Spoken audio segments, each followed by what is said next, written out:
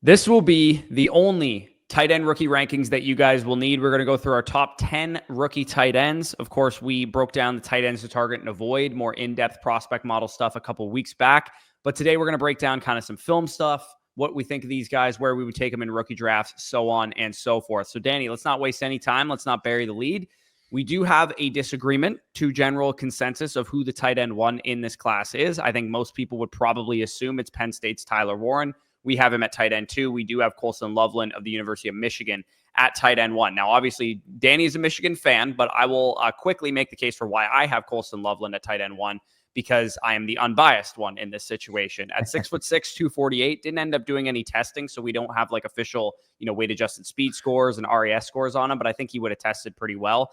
Natural separator, athletic, versatility as well, to be able to be used basically as the number one receiver of the Michigan Wolverines the last 2 years. Age profile, he's still very young, barely 21 years old at this point in time. Very solid after the catch as well. Some of the weaknesses that I noticed for him were some of the blocking techniques, some of the functional strength at the point of attack against, bigger edge rushers, defensive linemen. And then he is a little bit raw, did struggle with some drops here and there. But for the most part, I view him as he's going to go in the top 15 to 20 picks of the NFL draft. We already know that for sure. I view him as kind of like a Tucker Kraft type, where you're getting a bigger athletic guy who's probably going to develop midway through his rookie season, towards the end of his rookie season, hopefully show some signs that he can be a functional, top 5 to 10 tight end in the league. Yeah, I have my comp for him as a Sam Laporta type. I do think he can play both in line as the wide tight end as well as give you a lot of looks as they move. I do also think, like Sam Laporta, if he does need to be split out into the slot, he's able to function as a standalone wide receiver. To me, when I'm looking in this class, I think he is quite clearly the best tight end route runner of this class, being able to separate at all 3 levels. We saw, double moves, wheel routes, for example. I believe it was that route against Minnesota in the final J.J. McCarthy year. Really sells the out route, gets vertical, ends up scoring pay dirt. So when you're looking at Colson Loveland, it's really simple. You're getting a productive tight end whose passing game without him this year averaged 56 yards per game, and he just turned 21 years old. 2004 birthday, a lot of meat left on the bone. Coming from a storied program at Michigan, pro-style scheme, working under Jim Harbaugh and Sharon Moore these last couple of years, I just think he is going to be a top 20 pick, landing somewhere like the Denver Broncos, maybe reunites back with his college coach in Jim Harbaugh with the LA Chargers, and he is set to be, in my opinion, one of the 3 to 5 most valuable tight ends in Dynasty, especially given the age profile and just how many teams he fits. Yeah, and I think this is a really telling stat. When you look at, the raw production numbers of Colson Loveland, you might be a little bit underwhelmed in terms of, the yardage and the touchdown totals. But here's how to contextualize the offense he played in versus what he actually accomplished. In the tight end prospect model, there were no tight ends who had a higher weighted dominator rating than Colson Loveland among Power 5 guys, because there is one in this class who actually did, but he was not in the Power 5. So you're looking at Power 5 tight ends who dominated their offense basically as the clear number one receiver. He had 40% of the yardage and touchdowns of the Michigan offense this year, which is an insanely high number. Some of the guys that are up there, again, Power 5 only: Tyler Warren, who we'll talk about in a second, Adam Troutman, not a Power 5 guy, Caleb Wilson, not a Power 5 guy. Like, Michael Mayer is really the closest that was a Power 5 tight end who actually dominated his offense to this level and was the clear number one receiver. So with Loveland, I think the best thing that he does for me personally when I was watching him was working over the middle of the field against zone coverage versus, raw man coverage. He can definitely beat you in that aspect as well. But I think part of why I don't really love the Sam Laporta comparison is because I think Laporta is much more athletic, much more of a man-beating tight end, whereas Loveland, I think, is much smarter, much more of a zone-beating tight end, which is why I kind of like, a prime Zach Ertz type of, range of outcomes for him as a high-end ceiling. I think you're underrating just how athletic Colson Loveland is, in my opinion. With Colson Loveland as well, another stat that was brought up by Jacob Gibbs. Shout out Jacob Gibbs on Twitter, by the way. A lot of value that he tweets over there. He was targeted on 39.6% of his routes in 2024, 15% first downs per route run, and a 2.81 yards per route run. And when you contextualize the fact that out of the tight ends in this class, only 7% of his targets came on screens. For reference, Harold Fannin, 21%. Tyler Warren, who we'll talk about in a second, 24%. He was running real-life big boy tight end routes, getting separation and being as productive as he was in what was a tire fire of the Michigan offensive situation. Yeah, like I said, it's not that I think Colston Loveland's a bad athlete necessarily. I just think like Laporta was freakish. Like he was a freakish athlete. I think he's just not freakish. Like his projected 40 time was right around the 4.70 flat range, like 4.68 to kind of 4.72, which I think is probably apt what he would have actually ran had he tested at the NFL scouting combine. Obviously, he was kind of banged up or whatever. The models comps that they like for him are, guys that are in the Sam Laporta, Hunter Henry, Dalton Kincaid-ish range in terms of level of prospect. But again, keep in mind that had he tested really well, he would probably be up near the Michael Mayers and the Trey McBrides of the world if he had tested, 9+ RAS score type of numbers. So I talked about it in the tight ends to target and avoid video that we don't really get a good sense of how good these two prospects at the top are because they didn't test. And it is a major input in the prospect model. Yeah, 100%. Because at the end of the day, if you look back historically, the biggest correlator for tight end success would be the athleticism mark rather than the pure raw production that we see. Yeah, exactly. It's one of the biggest inputs that you can have there. So Tyler Warren, the tight end from Penn State, both of these guys, I mean, I'm comfortable spending a late first round rookie pick on. I'm not quite there with the, I'd take Tyler Warren at 107 to 109 talk, even unless you're in like a 2x tight end premium. To me, that's just a little steep. So it's funny that you mentioned that. Shout out Nick over at BDG. We actually just did 4 players that we are targeting, 4 players that we're avoiding. We actually were able to record that in New York. And my player was Tyler Warren, specifically because of that opportunity cost, like you said. Even on our channel, we get comments, should we take Tyler Warren at the 104? Should we take Tyler Warren at the 105? That's just too rich for my blood. Oblivious to the fact that, of course, I do have Colston Loveland over Tyler Warren straight up. It's just for me, when you also look at the discrepancy in cost between where Loveland's going, usually at that back end of the first, early second round, versus kind of like the tier gap that the market has placed on Tyler Warren, I just disagree with. Yeah, absolutely. And Warren has an excellent skill set. Like what he does with the ball in his hands, what he does at the catch point, what he's able to do in space. He's a bull in a china shop, man. But here's a reality of his prospect profile. Of tight ends who were drafted in the top 15 overall picks, there has been 4 since 2016, assuming Warren goes that high, which it looks like he's going to. I can't imagine he's going to get past the Jets, the Bears, the Colts, some of those teams that are picking in that range. Yeah.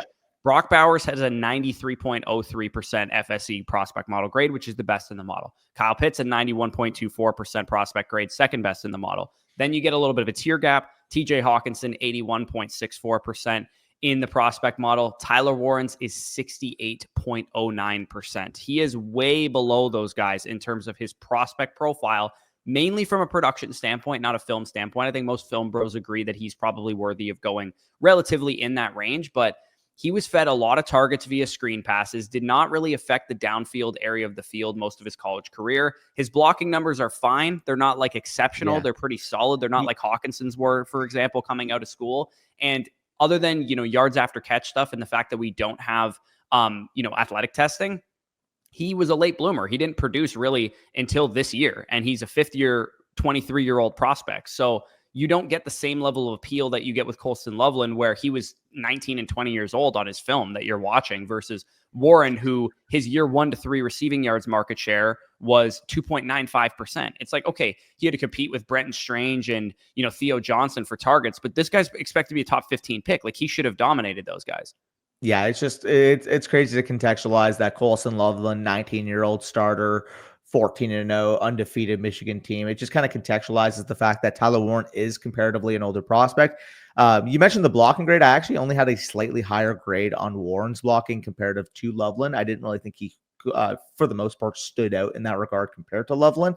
And you mentioned the TJ Hawkinson comp. That actually is my comp for a guy like Tyler Warren. Again, he's got the requisite size. I do think he does a couple things extremely well in the yak game, just being, like you said, that bull in the china shop, catching the ball, converting first downs, lowering that shoulder. He is physical as all hell. And the other part that I think he will be a day one contributor as, once you're inside the 10, once you're inside the 5, and you have that 6'6", 260-pound frame, those contested situations really stood out on film. So he's going to be interesting. Again, my question would be, between the 20s, operating as a true separator, that is his biggest hurdle in terms of his development.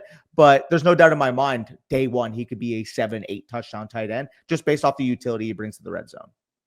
Yeah, and like, part of why I want to bring to the table the fact that he's just so much worse of a prospect, according to the model, as these other top 15 drafted players is just to put it into context that you maybe should be getting this guy more in the late first round, early second round of tight end premium, half tight end premium kind of drafts, than be willing to take him over some of the top running backs or top wide receivers or, a first round projected quarterback or whatever the case is. So for me, again, I don't want to say a lack of athleticism, but I think it's concerning that he didn't. I think it's concerning that he didn't test personally, because I actually thought it was a question mark of his. Open space, he's tough, like you said. I think there's probably how many wide receivers and running backs in this class can break more tackles than Tyler Warren in space, like Genty, Burden, McMillan, and then that might be the end of the list. Legitimately, like he breaks tackles like nobody's business. The best way to describe Tyler Warren is he's got to be a little careful on his technique at the next level, because otherwise it might end up being CTE ball.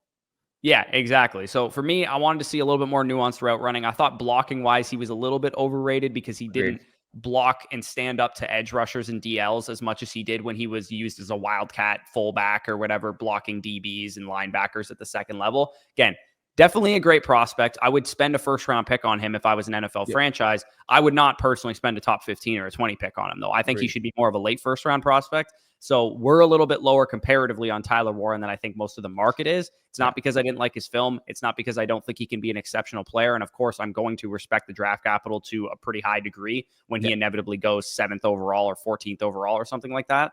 But he is going to be a guy that I probably trade down from in favor of taking Loveland later and picking up some extra value. Yeah, I just will point out one thing. Again, LeBourne, good prospect. If you're the Jets and you take him at 7 overall, the year after you passed on Brock Bowers at 10th, I believe? Yeah, 11th or something like that. Yeah. Like, I understand you did end up getting Olu from it, but if you just did the opportunity bundle comparison, you had Brock Bowers plus Armand Membu this year versus Tyler Warren plus Olu Fashanu, I think there's a very clear side I would rather have there. Yeah, and his prospect model comps are encouraging. Mark Andrews, Tucker Kraft, Pat Freiermuth, Adam Troutman. But you notice I didn't mention a single first-round tight end there. All third-rounders, pretty much. Not to mention, he has the benefit of the doubt that he's getting first-round capital, and he's comparable to those guys who the model grade would have downgraded them for being third-round picks relative to first-round picks. So it's pretty clear that he should probably not be a first-round tight end in terms of what the model thinks. Now, again, you want to argue his film is like the best you've ever seen from a tight end. I'm not going to argue with you. That's the consensus for most people. It's just the profile itself is not necessarily where it needs to be. Had he tested with like a 9.5 RAS score, be a lot closer to that. But without the testing numbers, we don't know for sure how good of an athlete he is. For sure. But moving on to the next tier, and a couple interesting names in this second tier of tight ends. Obviously, Colson Loveland, Tyler Warren, majority of your first rounds, maybe early seconds. Latest, I can see him going 201, 202 type of area. These guys are more your prototypical late 2s, early 3s. We're hoping get day 2 capital with Mason Taylor, Harold Fannin, and Oronde Gadsden. Yeah, Taylor is the one that looks to be locked into maybe even potential late first round capital, but probably early second round at the very least. Whereas Fannin's a little bit more of a joker because, I mean, I talked about it in the tight ends to target and avoid. He actually is the best tight end in the model because of how well he produced. He is 100th percentile PFF receiving grade, 100th percentile in terms of all of his yards per team pass attempt, his yards per route run, all of that stuff. Again, it's small school competition. You got to downgrade it a little bit, but we've had plenty of small school tight ends, Trey McBride included, who's a tight end 2 in Dynasty right now, not dominate to this level. Like Harold Fannin was absolutely exceptional from a production standpoint, but he is projected third round capital right now because of some of the blocking limitations. How do you use this guy? He kind of looks like a Mack truck when he tries to change direction. So there's concerns with Harold Fannin. We'll get back to Mason Taylor in a second, but I think Fannin is the one that is the most interesting just from a production standpoint because he has the hands, the yards after catch ability, the athleticism is solid. It's not elite. Obviously, he tested 7.65 RAS score versus maybe the 9.5 that he probably would have wanted. He kind of reminds me, we both have the same comp for him. We have Isaiah Likely as the comp. I've seen Jonnu Smith floated out there as a comp for him. I think that any one of those usage profiles would be the best case scenario for him. Yeah, just being as a tight end 2, off-end tight end, being able to be used across the formation, You get a smart offense coordinator that can create advantages for him in space. He does have very, very good yak ability. And on top of that, like you said, with the production profile, nearly 200 more receiving yards than anybody else in college football this year. And he's a tight end. So if you are just a straight analytics bro and you love the production, I can see you even valuing Harold Fannin higher. The question marks I have in terms of his translatability to the next level is, like you mentioned, a little bit herky-jerky, not the smoothest mover for a guy that you would expect to be a good mover given his size limitations. Again, he's a good move blocker, but point of attack is where he really gets overwhelmed. And I'm concerned that maybe at the next level, teams will see that, say, oh, listen, we can't play him in line. We have to play him more in a fullback, H-back type of situation. And maybe that'll limit his overall receiving volume. If he's not getting 80+% of the routes, then that could be a problem in terms of his overall high-end ceiling of his production. With Harold Fannin, the other question, of course, where does he go in the NFL draft? With a guy like Mason Taylor, like you said, we feel confident that he will be a top 50 overall pick. With Harold Fannin, he really is a wild card because he doesn't suit every single NFL team. It's just the select few kind of seeing how late they can get away with taking him, in my opinion.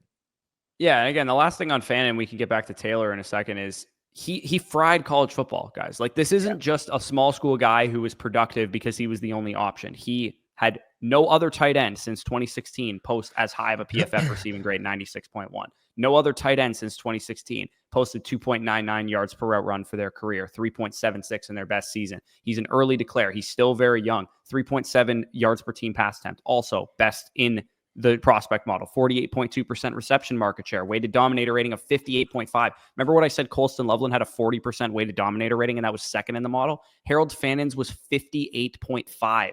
He was way higher than every other tight end in the last 10 draft classes. So this is domination of a level we've never seen from a tight end, at least in the last, calendar decade. Yeah, he could go in the third round of the draft, go to a creative offensive coordinator and be an absolute stud. And we're all going to have seen this coming, but he has blocking issues. He's very raw. He is scheme specific. He turns like a Mack truck. Like I said, he doesn't really move fluidly for his size. And he is a little bit undersized at 6'3", 238 pounds. He's the size profile of like an Evan Ingram, but he does not play anything like Evan Ingram because he doesn't have Evan Ingram's speed or fluidity. So it's a weird profile. I honestly think that the answer to who is his best comp is nobody. He doesn't really have a comp. Yeah, like, it's tough because you see these archetype of players be more athletic than what Harold Fannin is, but we have never seen a player of this archetype be as productive as Harold Fannin is. So he's going to be an interesting case study. We'll see how the NFL treats him. We'll see how his NFL career unfolds because he, like I said, will be the case study for this archetype of tight end moving forward that maybe doesn't have the 4.45 speed that Evan Ingram had. Yeah, that's why I think Likely is the closest you can get as a comp. But again, even Likely, a small school guy, dominated Coastal Carolina. Like, he didn't dominate like this, man. Like, he did not dominate like this. This is insane domination of a college offense. So Mason Taylor, LSU tight end, he is the one guy I would say outside the top two that we feel very confident in the draft capital. He's got strong hands, good route runner, athleticism very solid as well. You saw 9.27 RAS score from a 4.65 at 251 pounds, 6'5". He's a prototype, man. He's got the exact size profile you're looking for. He can hold up as a blocker too. I would say he's actually probably one of the better blockers in this class. I think he's a better blocker than Warren and Loveland even are. And he's smart. He's young, just 21.0 years old, just like Colston Loveland. They're basically the exact same age. The only weaknesses you could see with Mason Taylor is his middling production. Again, keep in mind that he played with Brian Thomas Jr. and Malik Neighbors for his first two college football career seasons. And then you also had him playing with Jaden Daniels as well. So you had the quarterback advantage and the fact that you were playing with these great players around you. The downfield usage was also a concern. I thought he was more of like a short, intermediate type of target, not necessarily the type of guy that's going to stretch a defense vertically, but the 4.65 40 is definitely encouraging in that area. And I also don't think he's very versatile either. I think he's going to be your prototype inline tight end, and we'll see kind of how an NFL team uses him. He's going to go high though.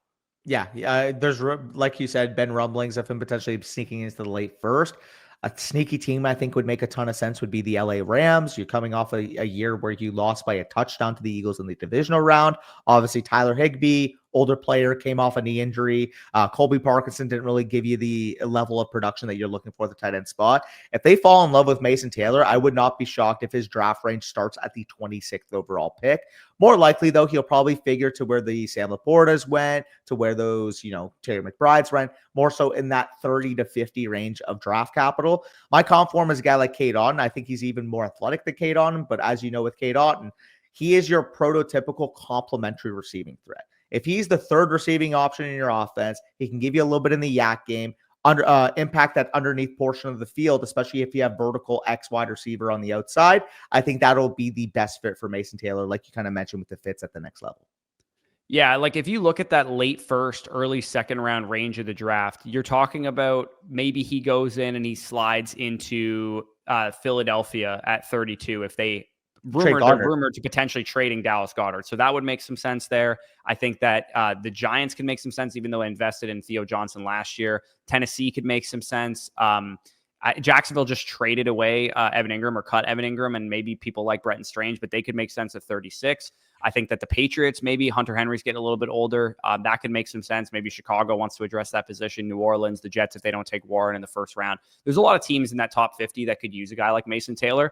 My thought on him is this. He's kind of like Dawson Knox, but like a better prospect, I would say. Dawson Knox was athletic, didn't really have a lot of production, but the profile was similar. If you remember, Dawson Knox played at Ole Miss with A.J. Brown and DK Metcalf. Mason Taylor played at LSU with Brian Thomas Jr. and Malik Neighbors. It was very much, okay, we can kind of explain away the lack of production to some degree. Only Mason Taylor is like the A-plus version of Dawson Knox, where he did produce a lot better than Knox produced. So that's kind of the comp that I had in mind for Mason Taylor when I was watching him. Yeah, I think that's a good comp as well. He's going to be fascinating because I feel like he is the NFL prototype. Again, I would argue that maybe the NFL will be so focused on how he's the prototype that he may get overdrafted. Again, this is a guy I'd feel comfortable taking in the second round, but if he does end up going in the late first, just a little rich for my blood, especially considering the fact that we were saying that with Colson Loveland and Tyler Warren, the early to mid portion of the first was a little bit rich for our bloods. It would be even more rich for our bloods if Mason Taylor found his way into the first. Yeah. And Mason Taylor's best comps in the model are like a Tyler Higbee, a Hayden Hurst, a Gerald Everett. Again, we're talking more second round guys versus, Hurst went in the first round, but he was definitely a reach by the NFL. So we're talking more, second roundish type of players in terms of who he actually comps to. The next guy that we do, go ahead. Sorry. One last thing. Mason Taylor plus 115 on DraftKings to go in the first round. For comparison, that's higher than Trevion Henderson. That's higher than Luther Burden. And that's higher than Jalen Milroe. That's encouraging to know, because if he does get first round capital, that's going to adjust him from, like, where would you say he kind of ranks right now? Probably like the 301 to 304 range in terms of where he would go. If he goes in the first round, he's probably a locked in second round pick, maybe even a mid second round pick. Yeah, I was going to say early to mid two if he goes. And obviously the context would being how many quarterbacks go in the first round in that question, because that will impact the answer. But if we can get as many skill position players as possible into the first round, we are not complaining from a dynasty perspective. Yeah, exactly. Because then he's more in the line of like a Michael Mayer level, draft capital investment or whatever. And that would bump him up in the prospect model, hopefully into that range where you're talking about guys with better hit rates. So Rondé Gadsden we have in this tier, he 100%, I doubt will get drafted as high as these other two guys. And Fannon's a bit of a question mark too, but I've seen Gadsden fall to like the 5th and 6th round of mock drafts. I frankly don't understand why. He is, I would say, like my guy of this tight end group, because you look at the natural hands. He was a receiver when he got to Syracuse, 2 900+ yard receiving seasons, one as a true sophomore. Athleticism was very solid. He ran a 4.64, 81st percentile speed score, 8.22 RAS. Versatility, obviously, because he played wide receiver, he was used a lot in the slot, a lot out wide. He did actually get used a lot more as an inline tight end this year. And he's a capable blocker. Again, that's such a lame excuse for somebody who's probably not ready to be a full-time inline tight end yet. But I actually did not see a whole lot of, red flags with his blocking ability. I think he could be a little bit more fluid because he's a converted wide receiver. He's not necessarily comfortable being an inline tight end quite yet. And I think the biggest question mark for him is, where is he going to get drafted? Because I don't see a lot of NFL draft scouts saying this is a second round pick or a third round pick. I see 4th, 5th, and 6th round capital projected.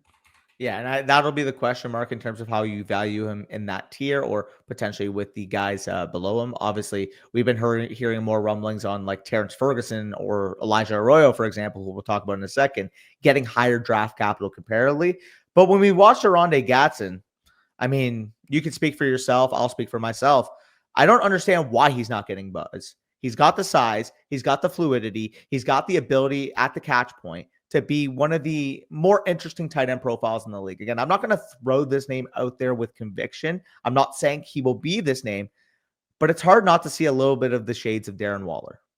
Yeah. Darren Waller is obviously like the mega high end comp. The prospect model likes Harrison Bryant, Isaiah Likely, Brevin Jordan, and Jatavian Sanders. So you got a little bit of mixed results there. A couple guys that developed at the next level, like an Isaiah Likely, or a guy like Harrison Bryant, who didn't really put things all together, who was the same kind of like 6'4", 240, kind of smaller, undersized tight end. Brevin Jordan, kind of the same thing, productive in college, but never really put it all together. Gadsden's on that trajectory. Is he going to do it? Is he not going to do it? I'm not exactly sure. The higher the draft capital, the better the chance, is the way I look at it. So hopefully he goes in the 3rd round or the 2nd round, even better. But hopefully we're not talking about a guy that falls to like round 6 or something, because then he will obviously move way down and I'll have to put, Terrence Ferguson and Elijah Arroyo and some of those guys ahead of him. But rest assured, if he does go really late in drafts or wherever he ends up going, he's going to be a high priority draft player of mine. If he gets good draft capital, he's going to be an early 3rd round capital, investment of mine.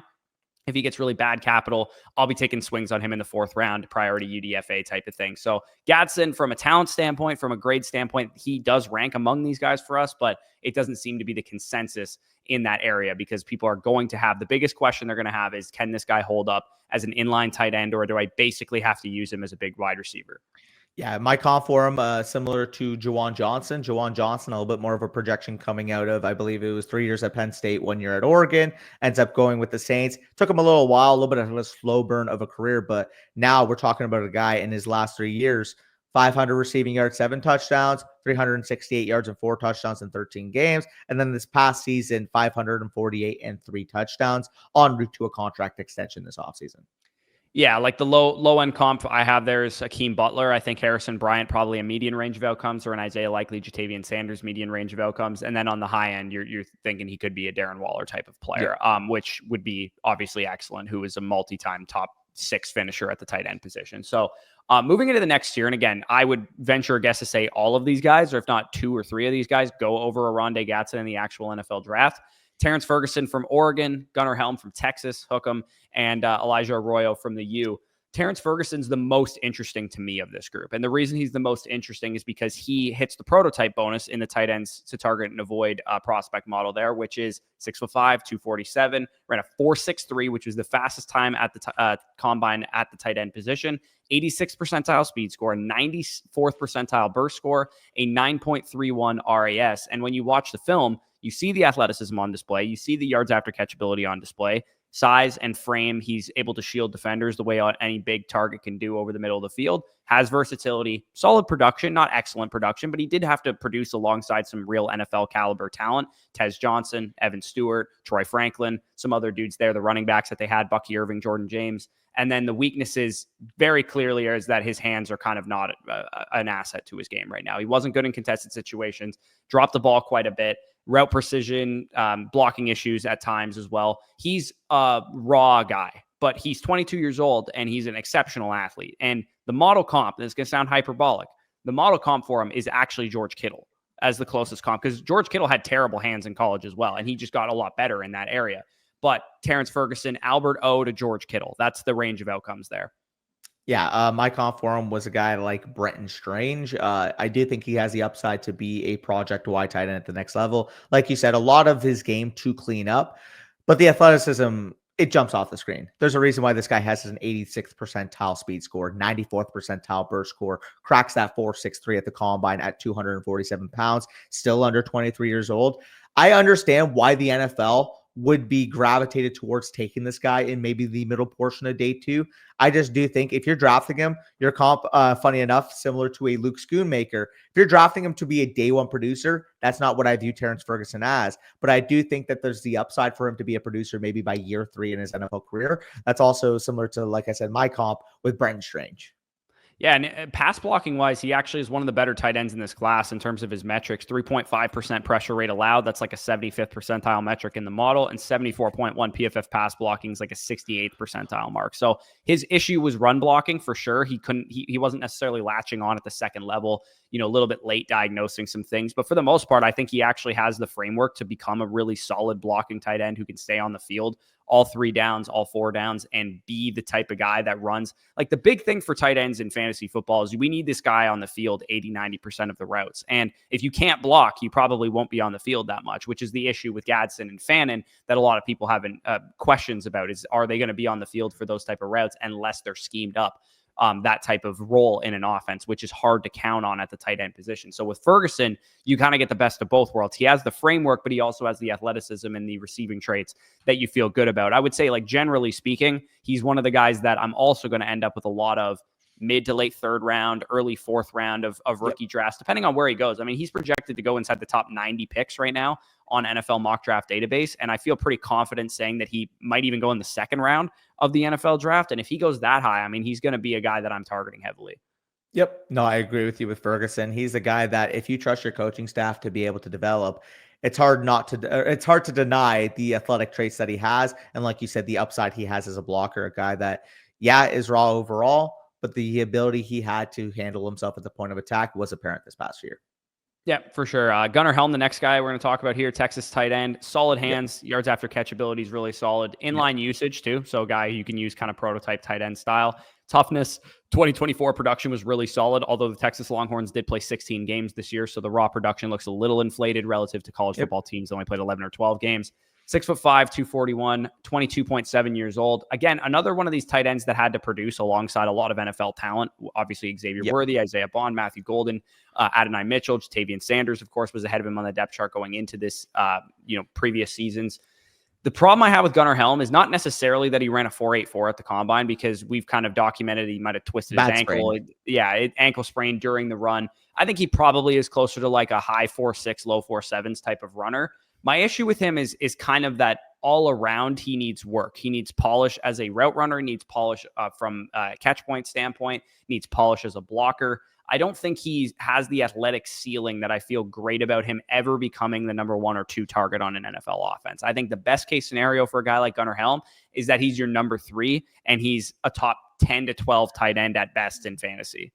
See, I don't disagree with that evaluation. Again, I was a little bit higher in terms of his raw route running. I thought for a guy that never really had the true opportunity working behind JT Sanders, stepping in this year, I did think he was a relatively refined route runner. The also difference, I had him a little bit higher graded in terms of his blocking. He is my tight end 6. He's your tight end 7. You kind of mentioned that he can't really suffice as a top 2 target on a team. And while I'd agree in a typical situation, you want 2 better receivers on the outside with Gunnar Helm as your tight end to be at most your number 3 weapon. But we do also see, for example, with the Texas Longhorns this year, despite sharing the field with Matthew Golden, with Isaiah Bond, Ryan Wingo, Jaden Blue, we talked about as a receiving back this year. He was number 2 on your guys' team in terms of overall production this past season. And on top of that, like you said, if he could be a Dalton Schultz type at the next level, I think that's about the range of outcome I see, where maybe year 1, he's not fully there. Maybe by year 2, he rounds out his entire game and you can see him develop into a starting tight end by year 2. Similar to, for example, Tampa Bay, the Cade Otton route. That's kind of how I view a guy like Gunnar Helm. Yeah, and I think that's fine if you want to say he has a similar career to those guys. I worry that he, like, Jatavian Sanders was a 4th round tight end. Like, it's like, I mean, he was probably slightly better prospect than that, but it's not like he was competing with Brock Bowers at Georgia or something like that. Like, he could have, if he was like going to go in the 2nd or 3rd round of the draft, which I don't think he will personally. He run a 4.85, whether it was a sprained ankle or not. I think NFL teams are going to ding him for that. And he'll probably be an early day 3 pick. Maybe he sneaks into the back of day 2. For me, I'm just like, 409 or something. If I need another tight end option, I'll swing on Gunnar Helm, or priority UDFA, I'll swing on Gunnar Helm. If you got Dalton Schultz or Cade Otton at that point in the rookie draft, you'd feel pretty good about that pick. So that's definitely fine for Gunnar Helm. I'm just not like super excited to draft him. He's kind of a vanilla milkshake to me. Yeah, no, again, when you're dealing in that range of your rookie drafts anyways, if you can get a guy that at one point you can trust as potentially being your tight end 2 on your dynasty team, I think that's more than fine use of the, like you said, maybe late 3rd to early to mid 4th round type of range in rookie drafts. Yeah, and for what it's worth, in the prospect model, he actually comes out as a fodder prospect, which is bad. Like, to give you a reference, it's funny that Dalton Schultz is your comp. 1 fodder prospect has ever had a top 12 season, and it was Dalton Schultz. So he has to be exactly Dalton Schultz. There's basically 20 other bad tight ends for every Dalton Schultz, though. Yeah, no, that's a good point. For sure. So let's get into Elijah Arroyo, who is definitely, I guess, the most overrated tight end in this class based on where we have him ranked versus where he's expected to be drafted, where a lot of other NFL draft scouts have him ranked. He is projected to go 62nd overall in the NFL draft, according to NFL mock draft database. So we're talking about a guy who's like going to get the draft capital that we're a little bit lower on. I think he's a good yards after catch player. I think he flashed some downfield ability. Athleticism wise, we didn't get to see it on display, but I think it would have probably been solid, at least like an 8.5 RAS or better. Capable route runner, capable blocker. I just don't think he has good hands at all. I think he has weak hands. Anytime he had any contact through his frame, he was dropping the football. Yeah. He got scheme touches like crazy. He also played with the first overall pick in the NFL draft in Cam Ward and had like modest production as a result of that. And he makes some stupid decisions too. Like I noticed on some of his blocking technique, he's just like setting too high or, getting penalties and stuff. Like he's just a raw player altogether. And I think he's a project tight end. Him not testing to me hurt his case, because if he had tested and blown the combine up, I would get a lot more excited about him. But there's still that shred of doubt that he might just be like a 4.69 and like an 8.5 RAS. And to me, he needs to be an exceptional athlete for me to get excited about him. Yeah, I mean, for example, the comparison to that is going into the combine. I feel like it was pretty consensus. People were talking about Arroyo over Ferguson. Ferguson goes out there, shreds the combine. Now we're talking about a guy that really bumped his overall draft capital stock. I'm curious to see where the NFL does value a guy like Elijah Arroyo, because like you said, very, very raw tight end at this point.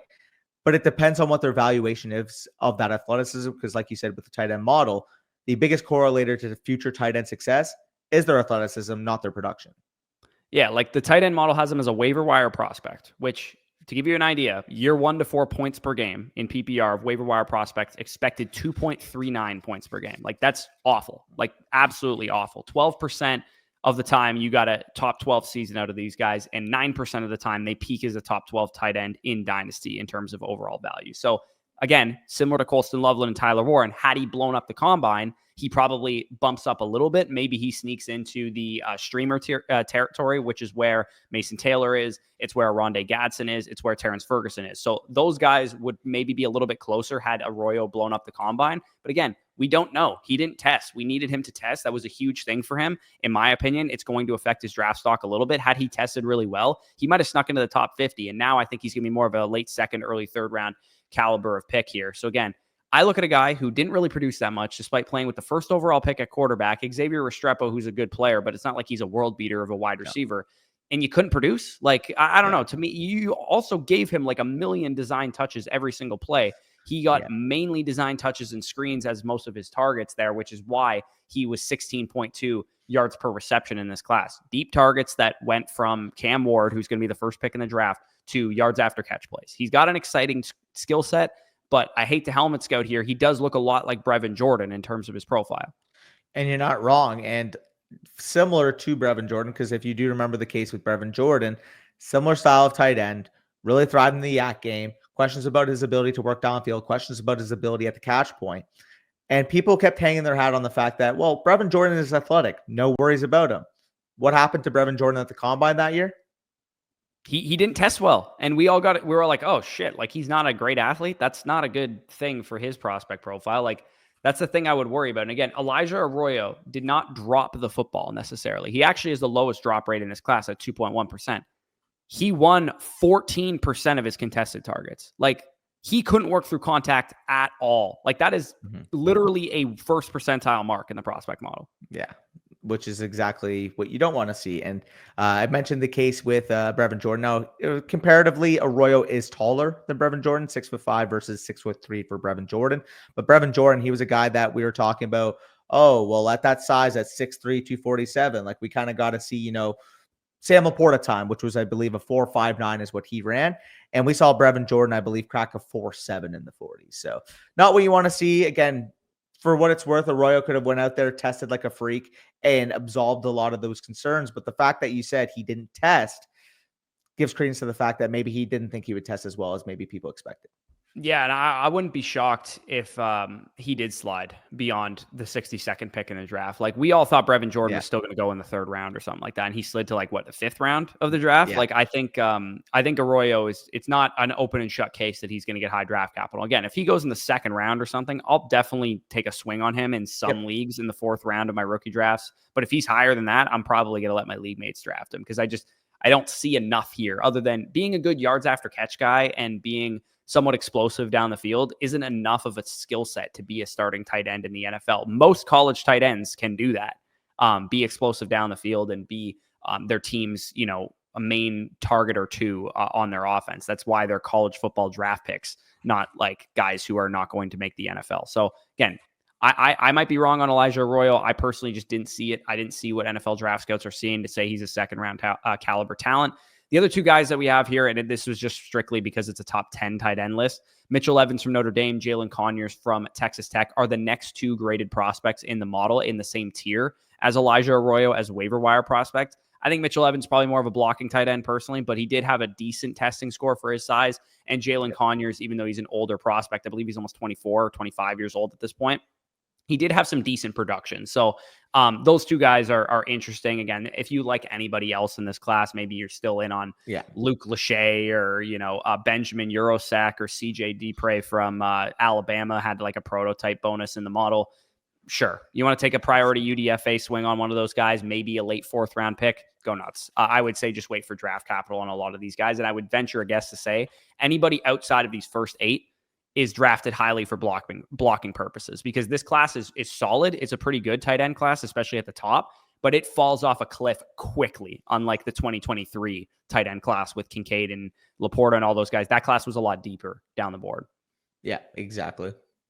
For sure. So that was the tight end rankings. Again, we did quarterbacks yesterday, running backs and wide receivers the days before that.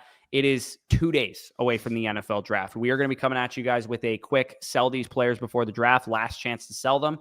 That will be breaking down running backs, wide receivers who are taking a lot of top 30 visits, their teams. Maybe they're at risk of losing their job, some things like that. And then also we'll do a final mock draft, final NFL mock draft before the draft. And if you guys are site subscribers, we're going to get up some more film breakdowns for those of you guys that have been enjoying those. We'll fire in a couple more all 22 breakdowns. Those will also be site subscribers only.